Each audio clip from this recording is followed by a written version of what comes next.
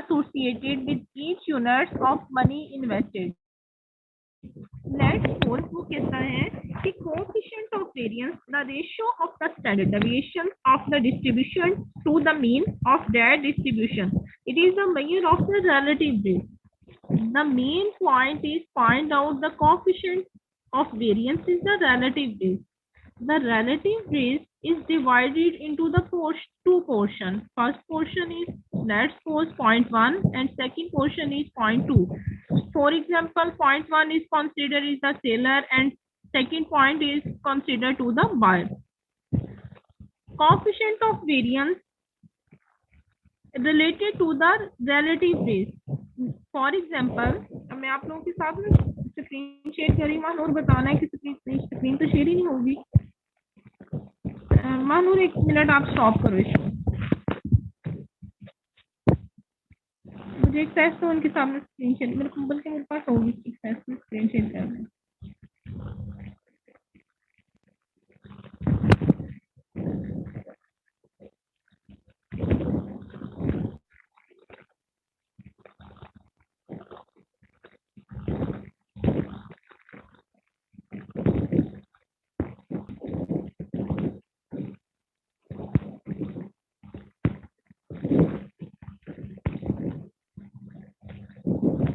Screen share हो रही है आप लोगों के साथ? अब यहाँ पे हम स्टैंडर्ड डेविएशन की बात कर रहे थे। मैंने आप लोगों से ये बात की कि जो आप लोगों का कोएफिशिएंट ऑफ वेरिएंस है उसका मेन पॉइंट क्या होता है, रिलेटिव रिस्क होता है। ठीक है, अब वो कहते हैं कि जो आप लोगों का कोएफिशिएंट ऑफ वेरिएंस का ratio of the standard deviation of the distribution to the mean of that distribution, it is the measure of the relative risk. Let's suppose कि हमारे पास टू जो है ना वो पॉइंट्स हम कंसीडर कर लेते हैं। एक पॉइंट हमारे पास ए है और दूसरा पॉइंट हमारे पास जो है वो बी पॉइंट है। हम कहते हैं हमने पॉइंट ए का भी मीन फाइंड आउट करना है और पॉइंट बी का भी फाइंड आउट करना है। अब आप लोगों को पता है इस चीज का मीन क्या चीज होती है? मीन का पता है क्या चीज होती है? क्लास बोलो बच्चे,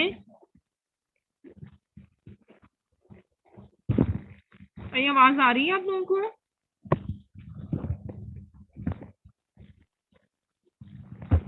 क्लास आवाज आ रही है? मीन का नहीं पता? अब यहाँ पे देखो हम लोगों ने सबसे पहले जो है ना वो अपना मीन फाइंड आउट करना है। बोला तो करो, बोलते क्यों नहीं हो आप लोग? अब हम लोगों ने अपना मीन फाइंड आउट करना है। सबसे पहले हम लोगों ने देखना है कि मीन को कैसे फाइंड आउट करते हैं। ये हमारा मीन है, हम इसको एग्जांपल कर लेते हैं 2 + 4 + 6 + 8 है। कितनी अमाउंट बनती है इसकी बताओ, शाबाश कैलकुलेट करके। अहमद कैलकुलेट बस बताएगा।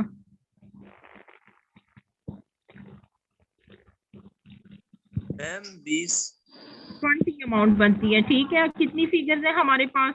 1 2 3 और 4, इतनी फिगर्स है ना हमारे पास, और इतनी फिगर्स है ना हमारे पास 2 4 6 8 फिगर्स। तो कितनी फिगर्स बनती हैं हमारे पास?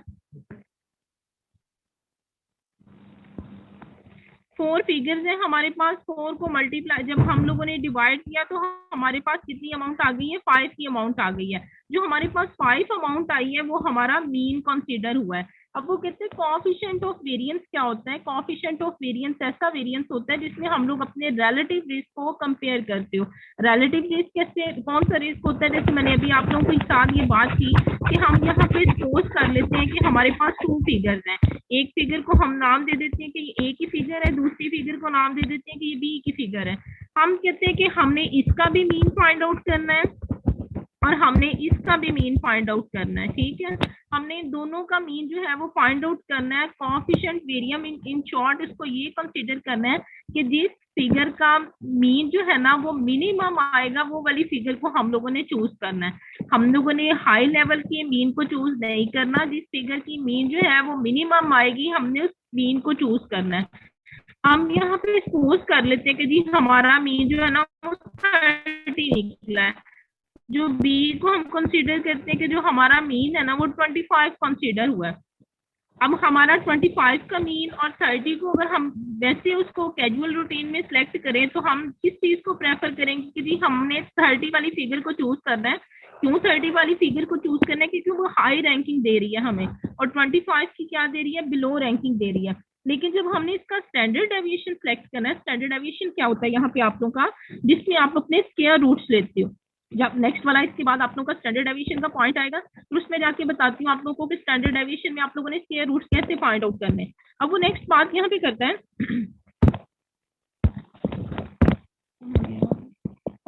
अब यहाँ पे हम लोगों ने कंसीडर कर लिया कि हमारा मीन जो है ना वो 30 है और बी जो हमारी फिगर्स है उसका 25 है। फिर हमने यहाँ पे ये बात सिलेक्ट कर ली कि जो हमारा स्टैंडर्ड डेविएशन है हम उसको कंसीडर कर लेते हैं कि लेट्स सपोज कि वो यार standard deviation is 0.8 and B point is standard deviation is consider to 6 ratio. ठीक है, इसको लिखते जाओ, पेपर में आप लोगों को एमसीक्यूज ऐसे ही आने हैं। अब हम लोगों ने यहाँ पे जो मीन कैलकुलेट किया वो हमारा जो ए वाले पॉइंट का था वो 30 था और बी वाले का 25 था। जब हम 30 में प्लस करेंगे 8 को तो हमारे पास 38 की अमाउंट आ जाएगी। अगर हम 30 में लेस करते हैं 8 को तो हमारे पास कितनी अमाउंट आ जाती है? 22 की फिगर आ जाती है। इसी तरह बी पॉइंट में अगर हम 25 में प्लस करते हैं 6 की फिगर को तो हमारे पास कितनी अमाउंट आ जाती है? इसकी 31 की अमाउंट आ जाती है। ठीक है, और फिर अगर हम 25 में से लेस करते हैं 6 को तो हमारे पास जो फिगर आती है वो 19 की फिगर आ जाती है। अब मुझे शाबाश ये बताओ कि आप लोगों की ए वाली रेशियो जो है वो बेटर है या बी वाली रेशियो बेटर है? बोलो। बी वाली। बी वाली रेशियो बेटर है, किस वजह से बेटर है? मोहित बताए। मोहित है क्लास में? मोहित क्लास में है?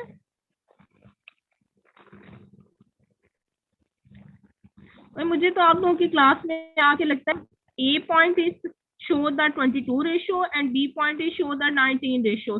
ए figure is better than compare to B या B figure is better than compare to A? A better है, बट हम लोगों ने कोएफिशिएंट वेरिएंस में क्या चीज को सिलेक्ट करना है कि हम लोगों ने जो हमारी रेशियो बिलो रेशियो को शो करेगी कोएफिशिएंट ऑफ वेरिएंस, हम लोगों ने वो वाला चूज करना है। अब किसमें बिलो आ रही है हमारी रेशियो? पी में आ रही है। ठीक है, जब हम लोगों ने अपना कोएफिशिएंट ऑफ वेरिएंस होगा उसमें हम लोगों ने रिलेटिव बेस लेने हैं। रिलेटिव मींस कि two figures is select, let's suppose A is the seller or B is the buyer. A's ratio is find out the 30 mean and standard deviation is considered, let's suppose 8 ratios. Total 30 plus 8 figure is show the 38 points and 30 less 8 equal to 22 ratios. But we are selected to the B point is 25 mean, 25 plus 6 जो है वो standard deviation, 25 plus 6 equal to 36 ratios or 25 plus 6 equal to 19 ratios. We are find out that two ratios A plus B, but we are selective in ratio 19 because the coefficient of variance is show the below of the ratios. ठीक है, कि हमारी जो ratio select करेंगे वो 19 ratio select करेंगे क्योंकि हमें कोएफिशिएंट ऑफ वेरिएंस बताता है कि हम लोगों ने बिलो ऑफ रेशियो को सिलेक्ट करना है जब हम लोगों ने अपना कोई स्टैंडर्ड बनाना है। क्लियर है ये बात? यहाँ तक किसी बच्चे को कोई बात पूछने वाली हो?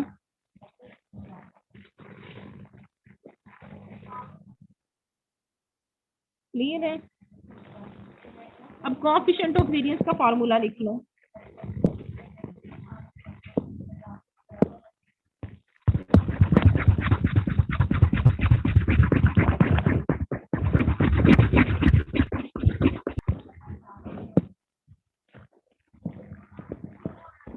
स्टैंडर्ड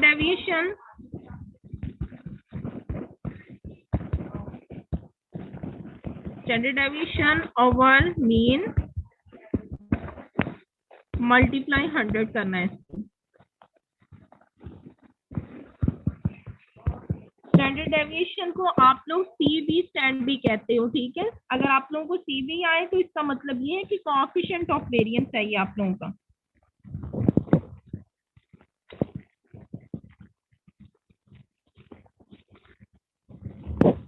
लिख लिए क्लास?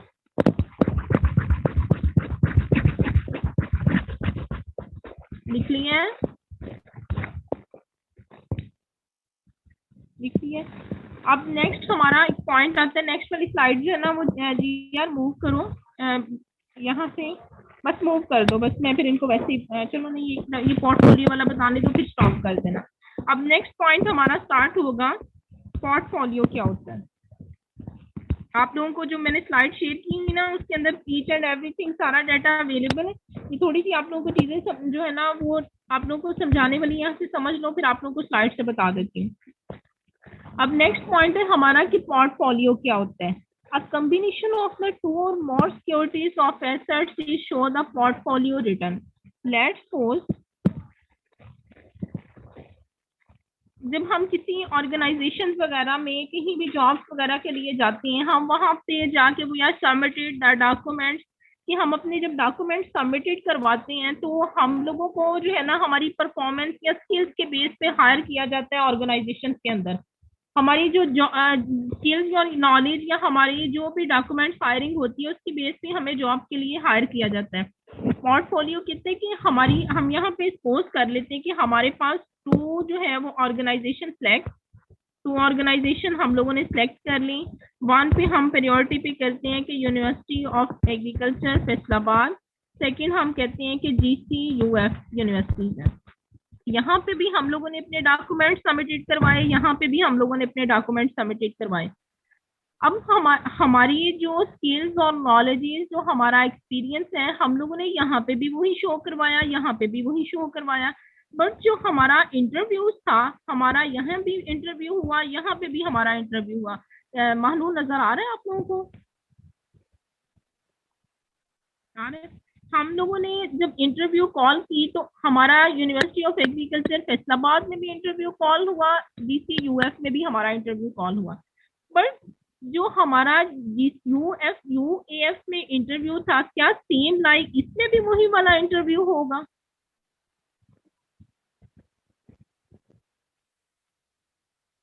कर ही सकते हैं।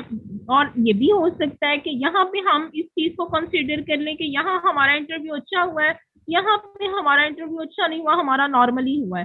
पोर्टफोलियो वो होता है जिसमें हम लोग अपनी टू चीजों को कंबाइन करते हैं, उनका आपस में कॉम्बिनेशन करते हैं, अपने डॉक्यूमेंट्स वगैरह की बेस पे, अपने स्किल्स के बेस पे, अपनी सीवीज के बेस पे, अपनी नॉलेजेस की बेस पे, उसको हम लोग अपना पोर्टफोलियो का नाम देते हैं। ठीक है, क्लियर है ये बात? जी मैम। यहाँ पे किसी बच्चे को कोई question, any question class? Any question class? Next, अब हमारा पॉइंट से कोवेरिएंस क्या होते हैं।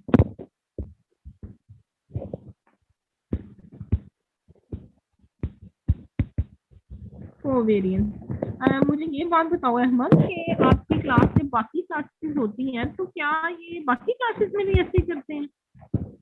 आपकी क्लास में तो आके मुझे खुद नहीं जाने लग जाती है जो आप लोगों की क्लास के हालात हैं।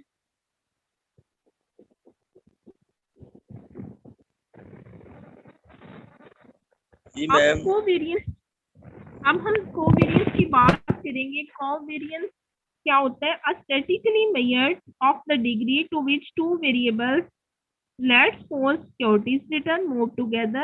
A positive value means that on average they move in the same direction. Let's suppose that two variables are check out the direction to depend on you. ठीक है, कि हम दो वेरिएबल्स की जो मूवमेंट्स होती है उनको चेक आउट करते हैं कि वो एक दूसरे के ऊपर कैसे डिपेंड कर रही होती हैं।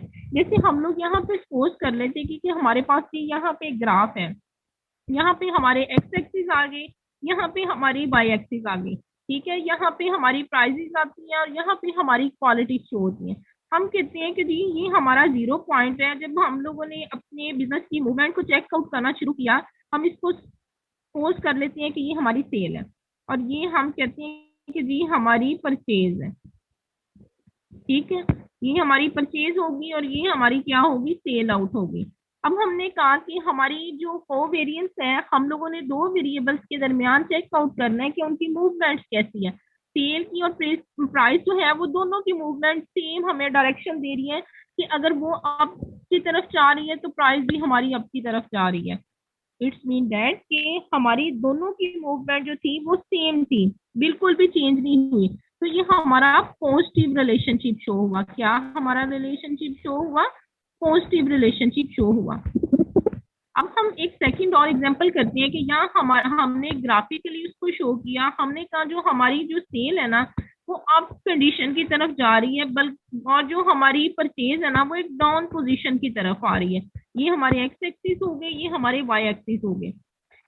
कि हमारी जो सेल थी वो क्या चलेगी? अप पॉइंट की तरफ चलेगी। जो हमारी परचेज थी वो डाउन प्राइस की तरफ आ गई। अब मुझे शाबाश ये बात बताओ कि पॉजिटिव रिलेशन होगा कि नेगेटिव रिलेशन होगा? नेगेटिव होगा। नेगेटिव रिलेशन होगा। अगर हमारा पॉजिटिव रिलेशन है तो हमने उसको कंसीडर कर लिया है +1 के साथ, ठीक है। अगर हमारा नेगेटिव रिलेशनशिप है तो we are discuss the point of the -1, ठीक है। हम इसको ये कंसीडर कर देंगे कि ये हमारा -1 की रेशियो के साथ हमारा जो है वो वेरिएंस शो कर रहा है। हम वेरिएंस में क्या चीज पढ़ के आएंगे? हमने दो वेरिएबल्स के दरमियान को मूवमेंट को चेक करना है कि हमारी जो मूवमेंट हो रही है वो पॉजिटिव की तरफ जा रही है या नेगेटिविटी की तरफ जा रही है, ठीक है। उसके बाद हम लोगों ने ये बात देख ली। जब हम लोगों ने ये बना ली ना, ये सारा हम लोगों ने स्केच बना लिया, वेरिएंस का पॉजिटिव भी देख लिया, नेगेटिव भी देख लिया, तो हम इसको किसी यहाँ पे लिखा नहीं जा रहा, यहाँ पे लिख देते हैं कि ये हमारा एक स्टैंडर्डाइज सिस्टम है। कौन सा सिस्टम है ये? हमारा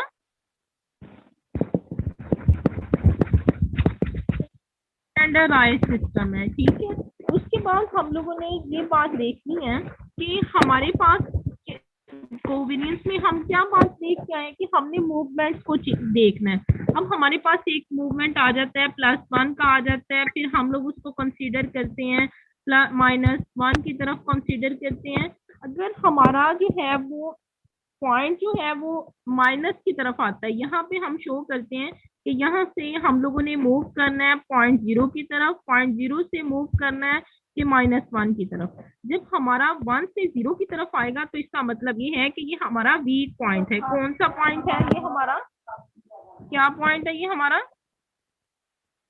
वीक पॉइंट है, ठीक है। अगर हम लोग -1 की तरफ आएंगे तो ये हमारा स्ट्रॉन्ग पॉइंट शो करेगा। कौन सा पॉइंट शो करेगा? ये हमारा स्ट्रॉन्ग पॉइंट शो करेगा। इन चीजों को याद रखना है। आप लोगों के पेपर्स में ऐसी चीजें आप लोगों से एमसीक्यूज में पूछी जा सकती हैं।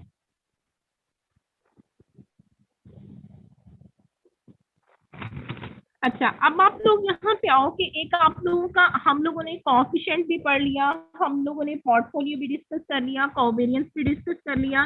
अब आप लोगों के पास एक पॉइंट आ जाता है जिसको आप लोग नाम देते हो रिग्रेशन का। आई थिंक तो एक बच्चा था आपकी क्लास में, उसने रिग्रेशन के पॉइंट को जो है ना वो डिस्कस किया था किसी बच्चे ने ना।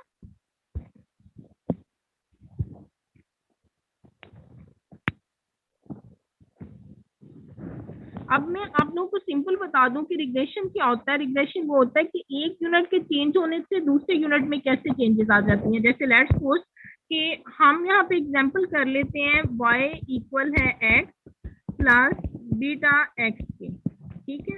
अब यहाँ पे हम कंसीडर करते हैं कि जी जो हमारा y है वो हमारा डिपेंडेंट वेरिएबल है और x जो है वो हमारा इंडिपेंडेंट वेरिएबल है, और जो हमारे पास जो है वो बीटा है वो हम ये कंसीडर करेंगे कि x के मूवमेंट से y में कितना चेंज आ रहा है। कि अगर हम लोग जो है x जो है वो हमारा इंडिपेंडेंट वेरिएबल है, y हमारा क्या है? डिपेंडेंट वेरिएबल है। बीटा हमारे पास क्या है कि अगर हम लोग x को चेंज कर रहे हैं तो y के अंदर कितनी चेंजेस आएंगी।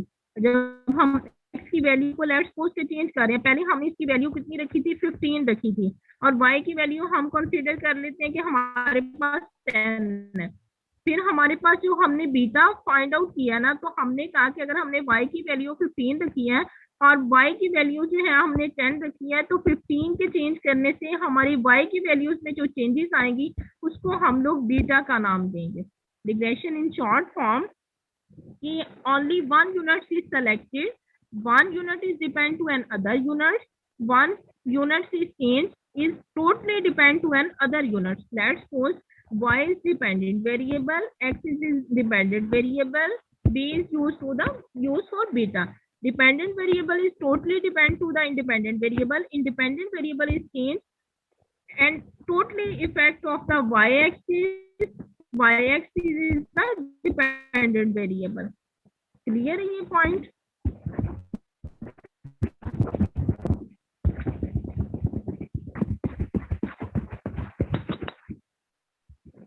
यहाँ तक किसी बच्चे को कोई इशू हो?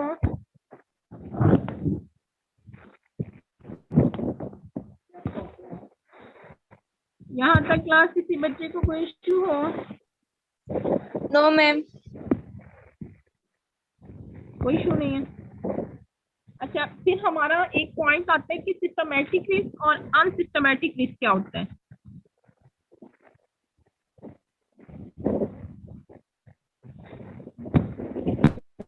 अब यहाँ पे हमारा एक पॉइंट आता है कि सिस्टमैटिक रिस्क क्या होता है और अनसिस्टमैटिक रिस्क क्या होता है। पहले हम लोग यहाँ पे लिखते हैं कि सिस्टमैटिक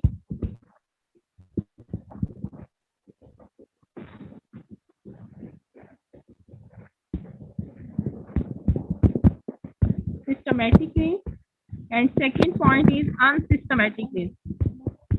जब आप अपनी स्लाइड्स ओपन करोगे ना तो उसमें ये सारी चीजें आप लोगों को क्लियरली बताई गई होंगी। आप लोगों को मैंने यहाँ से समझा दिया, अब आप लोगों ने अपनी स्लाइड्स में आप लोगों को दी गई, आप लोगों ने वहां से जो है ना उसको रीड आउट कर लेना एक दफा, ठीक है।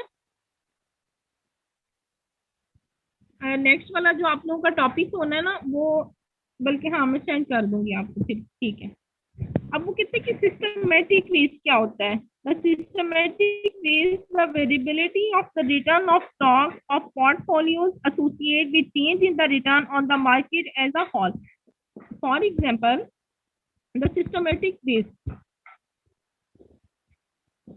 कितने सिस्टमैटिक रिस्क क्या होता है? सिस्टमैटिक रिस्क कैसा सिस्टमैटिक, आपको वर्ड से ही पता चल गया होगा कि सिस्टमैटिक रिस्क क्या होता है, जो सिस्टम के अकॉर्डिंग होता है, ठीक है।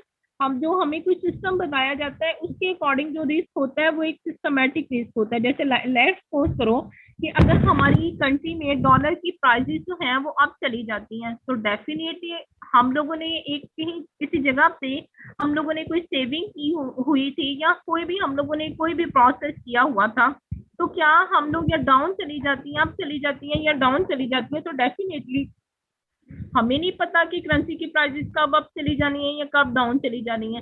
अगर आप लोगों ने किसी जगह पे अपनी शेयरिंग की हुई है या आप लोगों ने कोई भी स्टॉक किया हुआ है तो आप लोग इस चीज से श्योर नहीं हो। जब भी आप किसी जगह पे इन्वेस्टमेंट करती हो तो आप लोग इस बिहाफ पे इन्वेस्टमेंट करते हो कि आप लोगों को प्रॉफिट भी हो सकता है और आप लोगों को लॉस भी हो सकता है।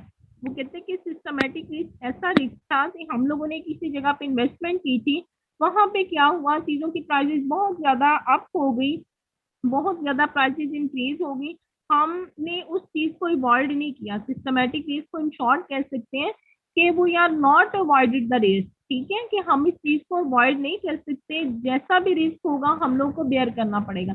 जैसे हम लोग यहाँ पे एक एग्जांपल कर लेते हैं कि गाड़ी है, ठीक है, वहां अगर हम लोग कहीं जा रहे हैं, गाड़ी के ऊपर जा रहे हैं, अगर लेट्स सपोज कि गाड़ी का एक्सीडेंट हो जाता है, गाड़ी का जब एक्सीडेंट हो गया, जब हमने गाड़ी परचेज की, हम लोगों ने इस सेंस से परचेज की कि हमें गाड़ी जो है ना वो फायदा भी दे सकती है, हमें नुकसान भी दे सकती है। जब गाड़ी का एक्सीडेंट हो गया तो क्या हमारी मर्जी से होगा, क्या हमारी मर्जी पहले इसके अंदर जो है इंक्लूड होगी कि इसका रिस्क जो है वो एक्सीडेंट हो सकता है या नहीं हो सकता। पहले हम लोगों से ये बात पूछी जाएगी कि क्या आप गाड़ी का एक्सीडेंट हो जाए या ना हो,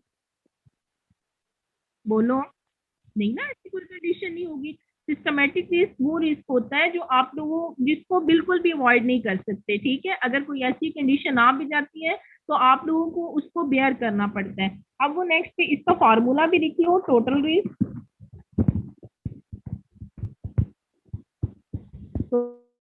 टोटल रिस्क इक्वल है सिस्टमैटिक रिस्क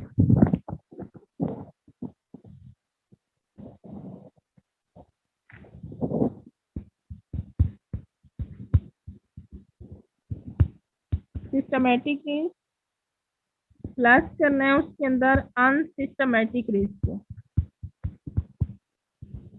अब आप उसको क्लियर लिख लेना, मेरे पास इतनी स्पेस है इस वजह से ऐसे लिखा जा रहा है। ठीक है, अब हम नेक्स्ट पॉइंट जो है वो मूव करते हैं। अनसिस्टमेटिक रिस्क क्या होता है? अनसिस्टमेटिक रिस्क ऐसा रिस्क होता है कि जिसको हम लोग अवॉइड कर सकते हैं। लेट्स सपोज करो, आप अपनी करंट एग्जांपल ले लो कि अगर आप लोग जो है वो सीएस के स्टूडेंट्स हो, ठीक है, अगर आप लोगों पे डिपेंड करता है कि अगर आप लोगों के पेपर्स हैं कि बच्चों ने पढ़ना है या नहीं पढ़ना, ठीक है, सारे बच्चे एक क्लास में अगर आपकी 50 या 100 की स्ट्रेंथ जो है वो बैठी हुई है, टीचर ने सबको एक ही लेक्चर डिलीवर करना है। कोई टीचर के लिए टीचर ने हिडन तो नहीं रखना कि मैंने इस बच्चे को ये करवा दिया, दूसरे को मैंने ये नहीं करवाना, तीसरे को मैंने ये नहीं करवाना। ठीक है, क्लास में अगर टीचर सभी बच्चों को एक ही लेक्चर डिलीवर करती है तो इट्स मीन दैट कि सारे बच्चों ने जो पेपर्स के लिए तैयार करना है तो सभी बच्चों ने वही पेपर तैयार करना है। अब ये बच्चे पे डिपेंड करता है कि वो उसको पेपर को पढ़ रहा है या नहीं पढ़ रहा। ठीक है, अब वो कहते हैं कि अनसिस्टमेटिक रिस्क क्या होता है? अनसिस्टमेटिक रिस्क वो रिस्क होता है जिसे अवॉइड कर सकते हैं। ठीक है, ये स्टूडेंट्स पे डिपेंड करता है कि उसने पेपर के लिए खुद को रेडी करना है या नहीं रेडी करना। अब जैसे हम ये बात करते हैं कि अनसिस्टमेटिक रिस्क क्या होता है, अगर वो पढ़ेगा नहीं तो हम डेफिनेटली उस बच्चे को क्या कर दिया जाएगा? फेल कर दिया जाएगा। फेल कर दिया जाएगा तो वो इस चीज को अवॉइड नहीं कर सकता, उस चीज को एक्सेप्ट करना पड़ेगा, वो उसके लिए अनसिस्टमेटिक रिस्क बन जाएगा। अगर वो स्टडी कर रहा है तो ये उसके ऊपर डिपेंड करता है, अगर नहीं भी कर रहा तो वो भी उसके ऊपर डिपेंड करता है, उसको अनसिस्टमेटिक रिस्क कहेंगे। That's clear?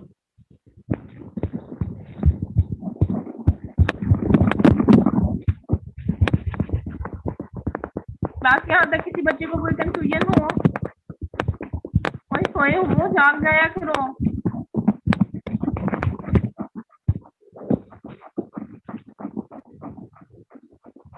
मान और क्लियर है यहाँ तक सबका? ठीक है, अहमद कहाँ चला गया? मैं क्लास में नहीं है। अहमद क्लास में जी मैम। समझ आ रही है? Yes ma'am. कि सो रहे हो? नो मैम, सोया तो नहीं। सोए तो नहीं है, ठीक है। अब एक आप लोगों के पास एक पॉइंट आता है डिवर्सिफिकेशन क्या होता है। नेक्स्ट आप लोगों का एक पॉइंट आता है डिवर्सिफिकेशन।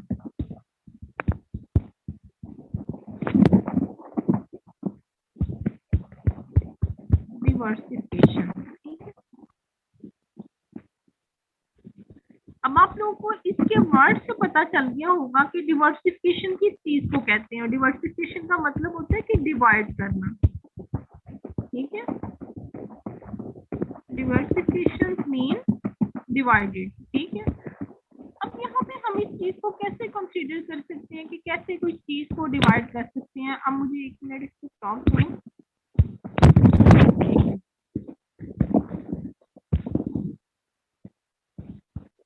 मोहम्मद हसीब कौन है क्लास में?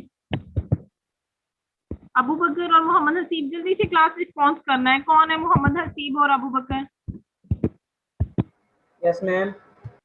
Yes ma'am. अबू बकर मुझे ये बात बताओ, मैंने भी आप लोगों को कौन सा पॉइंट बताया है?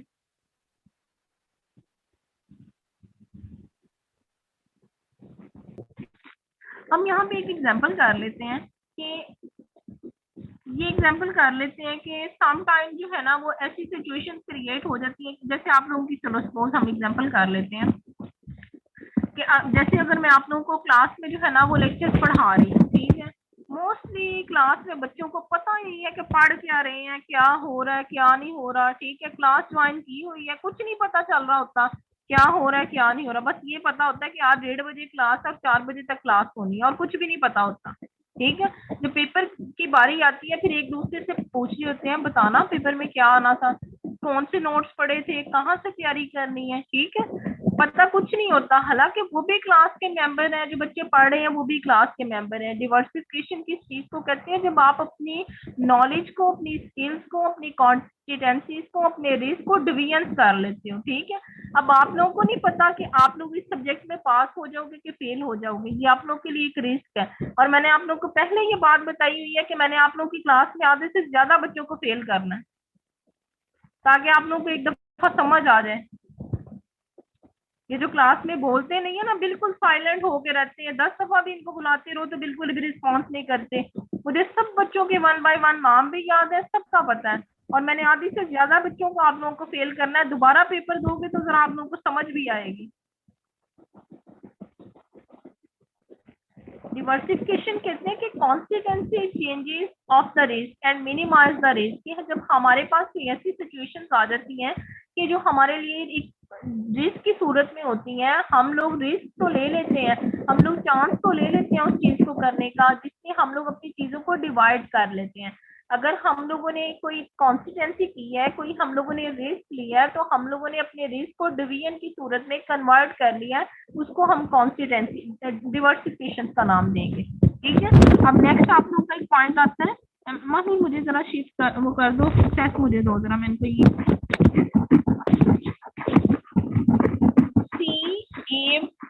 CAPM का मॉडल है,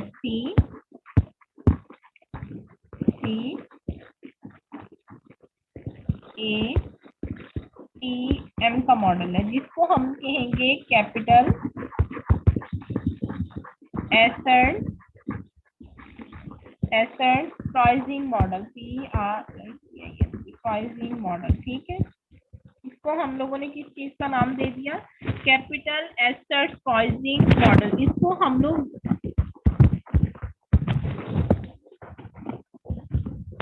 William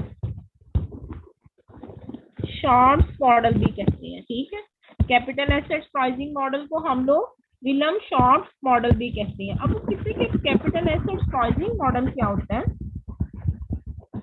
Let we discuss the capital assets pricing model. A capital asset describes the relationship between risk and expected. Risk and expected.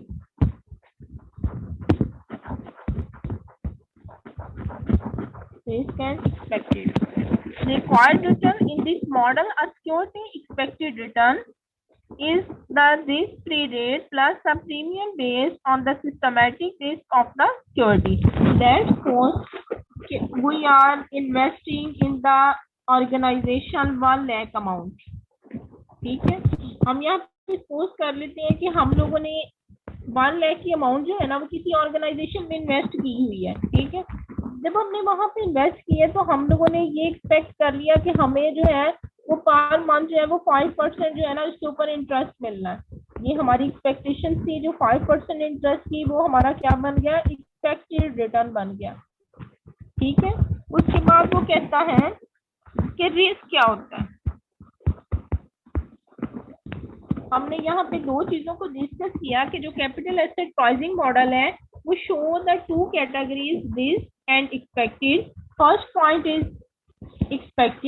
expected we are investing the 1 lakh amount in the organization and every month is received the 5% is interest expected.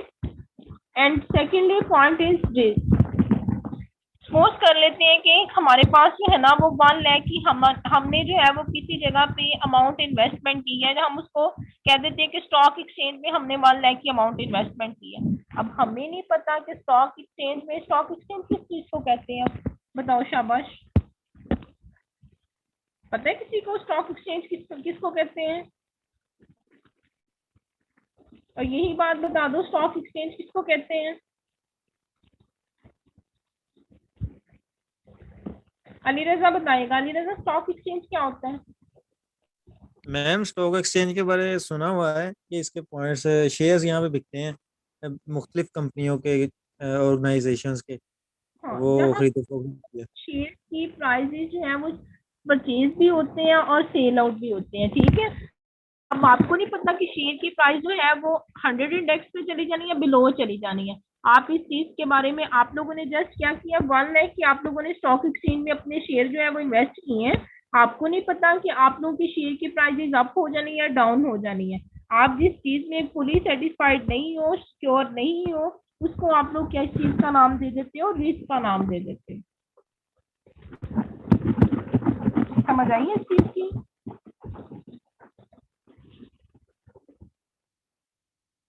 ठीक है, अब आप लोगों का एक next वाला point आता है कि करेक्ट लाइन क्या होती है। तो मैंने आप लोगों की अगर उसमें नहीं भी है ना स्लाइड्स में जो नहीं भी पॉइंट्स और मैंने आप लोगों को इधर करवाए हैं वो आप लोग अपने साथ नोट डाउन करते जाओ, पेपर में चीजें पूछी जाएंगी आपको यहाँ से।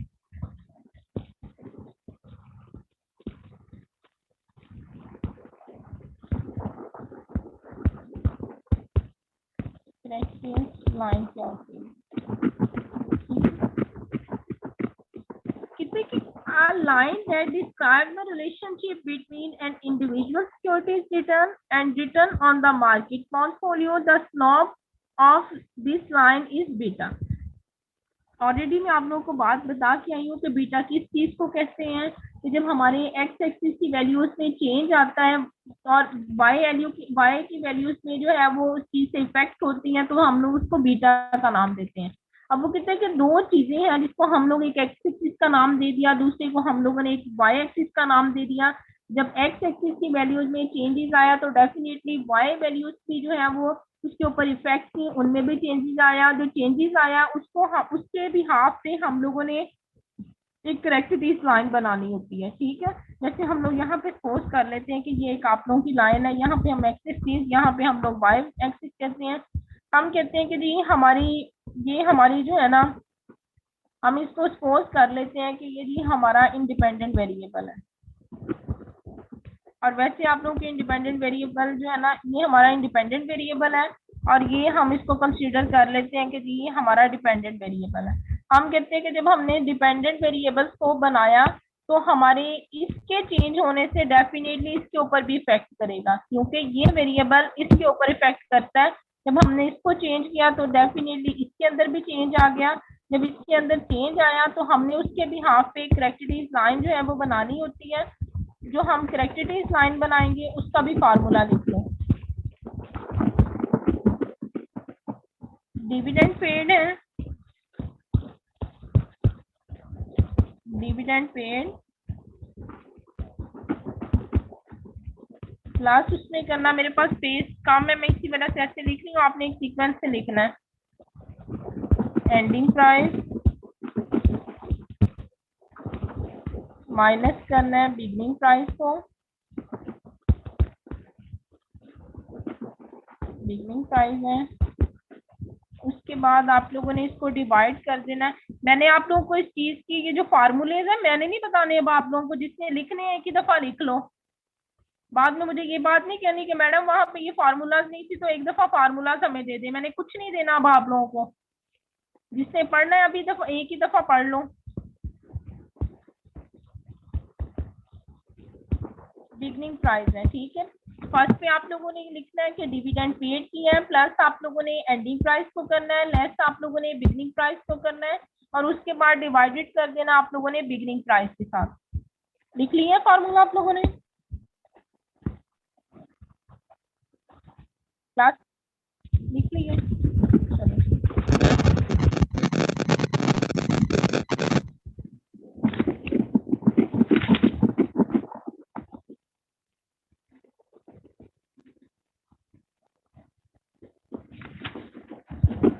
अब लास्ट आप लोगों का पॉइंट है कि SML क्या होता है।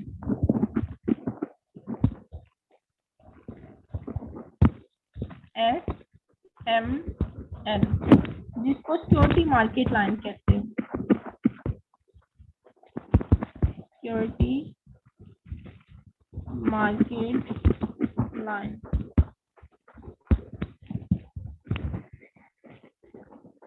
अब सिक्योरिटी मार्केट लाइन क्या होती है? a line that describes the linear relationship between the expected rate of return for individual security and portfolio and systematic risk as measured by beta। किसी की सिक्योरिटी मार्केट लाइन क्या होती है? जैसे अभी हम लोग एक करेक्टिविटी लाइन को जो है ना वो डिस्कस करके आए हैं, इसी तरह एक आप लोगों की सिक्योरिटी मार्केट लाइन होती है जिसमें आप लोग अपने रिस्क प्रीमियम को, रिस्क फ्री रिटर्न्स को डिस्कस करते हो। कैसे डिस्कस कर सकते हो? यहाँ पे हम लोग कहते हैं कि आप लोगों के जो दो चीजें है ना, आप लोगों की एक एक्सपेक्टेड रिटर्न है और दूसरा आप लोगों के पास एक इंडिविजुअल है। एक्सपेक्टेड रिटर्न को भी मैंने अभी आप लोगों को बता दिया कि एक्सपेक्टेड रिटर्न क्या होता है आप लोगों का।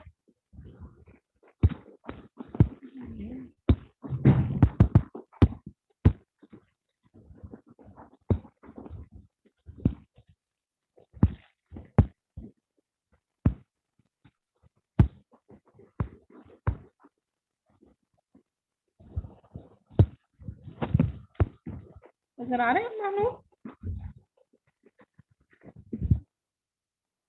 अब बात कर रहे थे हम लोग सिक्योरिटी मार्केट लाइंस की बात कर रहे थे, जिस वजह से मैं कभी स्टैंड कहती हूँ, कहते कि जो आप लोगों की ऐसी लाइन होती है ना, वो दो चीजों के दरमियान में रिलेशनशिप शो करती है। एक आप लोगों का एक्सपेक्टेड रिटर्न आता है और दूसरा आप लोगों के पास इंडिविजुअल सिक्योरिटीज आ जाती हैं। फिर वो कहते हैं कि इंडिविजुअल सिक्योरिटीज में क्या क्या चीजें आती हैं, आप लोगों के पास पोर्टफोलियोज आ जाता है, सिस्टमैटिक रिस्क आ जाता है और बीटा आ जाता है आप लोगों के पास। आप लोगों ने एक सिक्योरिटी लाइन जो है ना, जैसे हम लोग पीछे भी आप लोगों की क्रेडिट लाइन बना के है, ऐसे ही आप लोगों ने एक सिक्योरिटी लाइन बनानी है जिसमें आपके पास टू फिगर्स आएंगी, first expected return, secondly individual securities. Individual securities is divided into the different categories. First is portfolio, systematic risk and beta. हम लोग उसमें अपने सिस्टमैटिक रिस्क को लेते हैं, बीटा को लेते हैं और अपने पोर्टफोलियोज को मेजर करते हैं, उसको हम सिक्योरिटी मार्केट लाइन का नाम दे देते हैं। क्लियर है ये बात? मैम ये दोबारा करवा दें। दोबारा करवा दें। मैंने आपसे ये बात की कि जो आप लोगों की सिक्योरिटी मार्केट लाइन होती है ना, कितने की are line that describe the linear relationship between expected rates of return for individual securities and portfolios and systematic risk measured by beta. कि हमारे पास जो बीटा होता है ना, हम लोगों ने उसके बिहाफ पे अपनी सिक्योरिटी मार्केट लाइंस बनानी है। बीटा में हमारे पास क्या चीजें आती हैं? दो चीजें आती हैं, एक हमारे पास इंडिपेंडेंट वेरिएबल्स आ जाती हैं और एक हमारे पास डिपेंडेंट वेरिएबल आते हैं। जो हमारे इंडिपेंडेंट वेरिएबल्स होते हैं, जब उनके अंदर चेंजेस होती हैं तो डेफिनेटली जो हमारे डिपेंडेंट वेरिएबल्स है वो भी इफेक्ट करते हैं। अब हमने यहाँ पे एक लाइंस बनानी है, सिक्योरिटी लाइन। मार्केट लाइन का मतलब ये होता है कि जैसे हम लोग यहाँ पे एग्जांपल कर लेते हैं कि हमारी एक मार्केट है। मार्केट का क्या होती है? जहाँ पे चीजों की सेलिंग और बाइंग प्रोसेस होता है, लोग चीजें सेल भी करते हैं, लोग उनकी चीजें परचेज भी की जाती हैं। हम लोगों ने जब मार्केट में अपने आप को लेके जाना तो सिक्योरिटीज की फॉर्म में लेके जाना है। हम अगर खुद से इनसिक्योर होंगे तो हम मार्केट में सर्वाइव नहीं कर पाएंगे।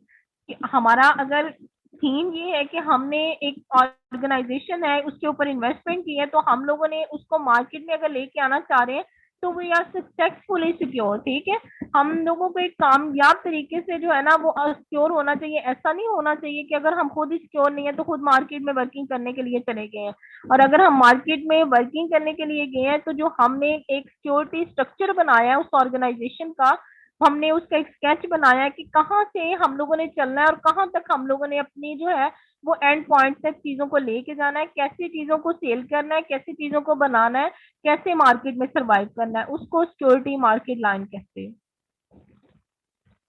ओके मैम, समझ आ गई इस चीज की? जी मैम। और एनी क्वेश्चन आप? किसी बच्चे का कोई क्वेश्चन हो? आप मानो आप लोगों को जो मैंने ये वाली स्लाइड की थी ना, इसमें आप लोगों के रिस्क एंड रिटर्न वाला एक टॉपिक है जो मैंने ये पूरी स्लाइड करनी है, जो आप लोगों ने मिड में भी किया था ना वो भी इसके अंदर इंक्लूड करना है आपने। ठीक है, ये पूरी स्लाइड करनी है। अब इसके बाद मैंने आप लोगों को दो टॉपिक पढ़ाने हैं, वो एक आप लोगों की कमिंग क्लास में पढ़ाऊंगी और एक बेशक आप लोगों की आधे घंटे की एक्स्ट्रा क्लास ले लूँ ना, उसमें भी कवर अप करवा दूंगी। अब ये जो आप लोगों को मैंने स्लाइड दी है इसमें आप लोगों के चार टॉपिक कवर हो रहे हैं, एक रिस्क एंड रिटर्न वाला, एक आप लोगों का वो हो रहा है कोएफिशिएंट वाला, एक आप लोगों का डिवर्सिफिकेशन वाला और एक कोवेरिएंस वाला। ठीक है, अब आप लोगों की बेशक नेक्स्ट वीक में किसी भी दिन ना आप लोगों की एक हाफ आवर की क्लास करके उसमें भी आप लोगों को एक टॉपिक कवर करवा देंगे। अब इन बच्चों की प्रेजेंटेशन